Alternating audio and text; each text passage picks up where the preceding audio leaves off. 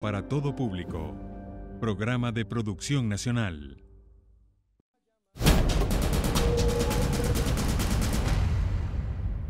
Muy buenas tardes, bienvenidos a Noticias Globo Visión Economía. Hasta ahora les saluda Mariana Martínez. El día de hoy vamos a evaluar el sector industrial y para esto está con nosotros Juan Pablo Lalquiaga, presidente de Conindustrias. Buenas tardes, bienvenido. ¿Cómo estás, Mariana? Buenas tardes, muchas gracias por invitarme nuevamente. Bien, inicia este 2018 y lo primero que quisiera conocer es el balance y la experiencia que ustedes pueden señalar y evaluar de lo que fue el año 2017 y cuál fue el aprendizaje para este 2018. Bueno, hay varios aspectos que influyeron de manera muy negativa en el 2017. Yo creo que la falta de políticas económicas a los fines de poder tener una perspectiva de recuperación, la falta de tener una meta de recuperación, la falta de poder tener algún tipo de articulación por parte del Ejecutivo Nacional a los fines de poder detener esta ola destructiva que nos ahoga a todos en el país, fue lo más palpable. Y como consecuencia de eso, hay varias cosas relevantes que van pasando, como resultado de eso, como resultado de esas carencias, de esas ausencias, ¿verdad? La primera, yo te diría que es la hiperinflación. La hiperinflación es una cosa realmente destructiva y que los venezolanos estamos comenzando a comprender su magnitud y su velocidad.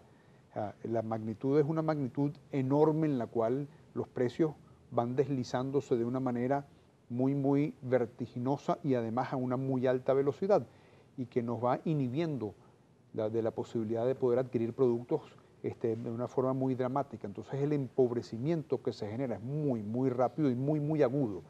Esa es la primera. La segunda es la falta de capacidad operativa que tienen las empresas.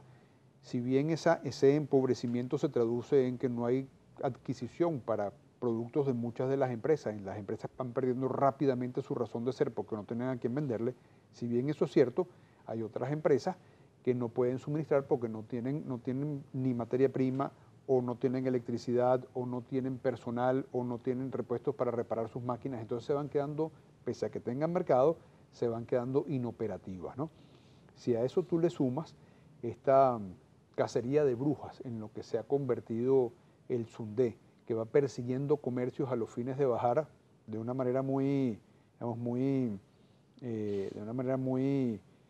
inconsistente los precios, solamente con el deseo populista de bajar los precios, pero sin hacer un análisis de costos mediante el cual prive algún grado de sensatez, de forma tal de que se respete de que tiene que haber rentabilidad para que las empresas puedan sostenerse en el tiempo.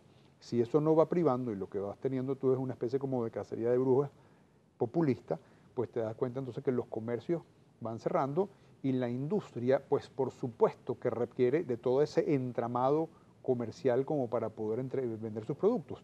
Así que tú vas trancando las posibilidades de que aquellas empresas que todavía puedan vender productos, pues le puedan llegar a los consumidores.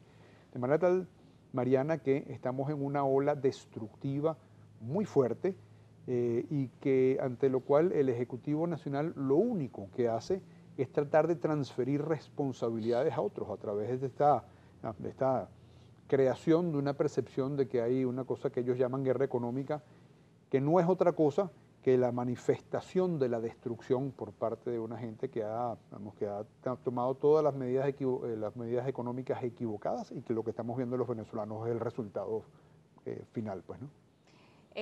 Varias materias y varios temas que han afectado en el sector industrial. Usted señala todo este resumen que hace de lo que ha sido el 2017.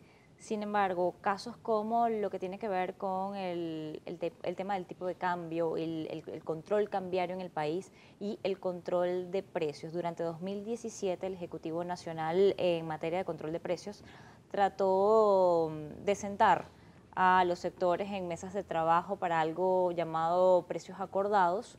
Sin embargo, a finales de año dijo que la ley de precios justos iba a ser revisada luego de que habían ya sancionado a través de la Asamblea Nacional Constituyente una ley de precios acordados. En vez de derogar esta, van a revisarla dentro de esta instancia.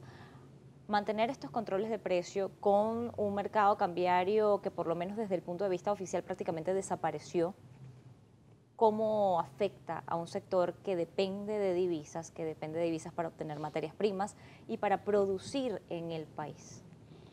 Lo que tú me estás diciendo es, mira, en esta ausencia de institucionalidad, ¿cómo se pueden desenvolver las empresas?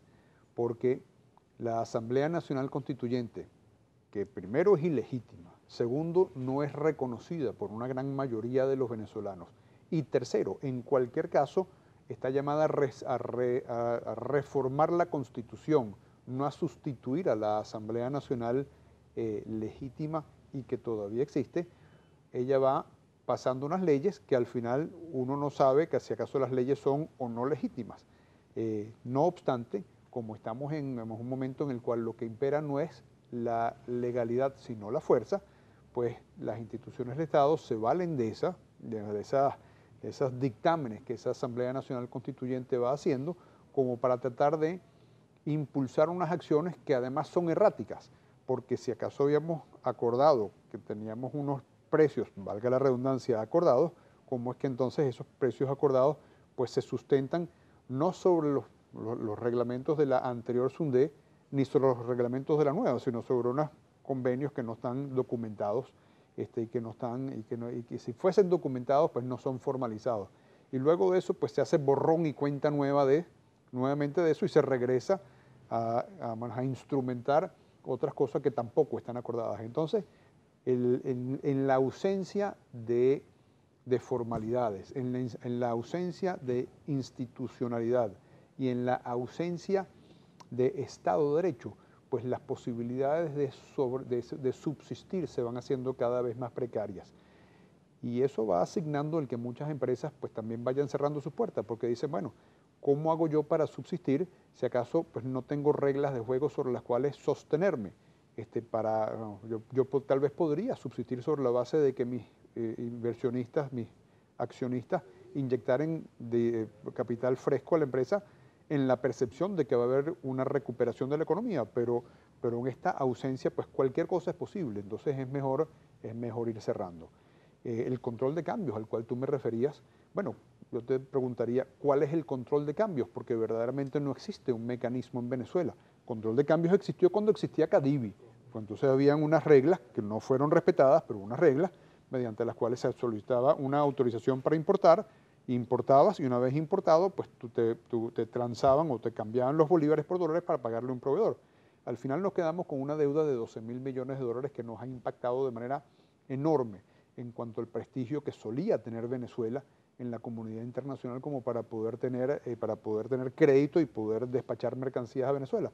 Eso se perdió, quedamos como unos maulas, los grandes maulas internacionales, ¿no? Maulas que no solamente lo somos desde el punto de vista comercial, sino que estamos viendo que desde el punto de vista de la deuda soberana y de la deuda de PDVSA también. Pero ese mecanismo que existía en ese momento pues fue pasando por distintos nombres y por distintas reglas que al final no eran sino unos parches que funcionaron muy poco tiempo. Y en el año 2017 el último parche fue el DICOM, que fue diminuto por muy poco tiempo y se terminó hace ya mucho tiempo. Entonces está prohibido transar dólares fuera de ese mecanismo oficial, pero el mecanismo oficial no existe. Entonces yo pregunto, bueno, ¿cuál es el control de cambios? Aquí lo que hay es una negativa a que se utilicen mecanismos que pueden permitir que las empresas compren materia prima, para después decirle que como no tienen materia prima, pues van a ser tomadas.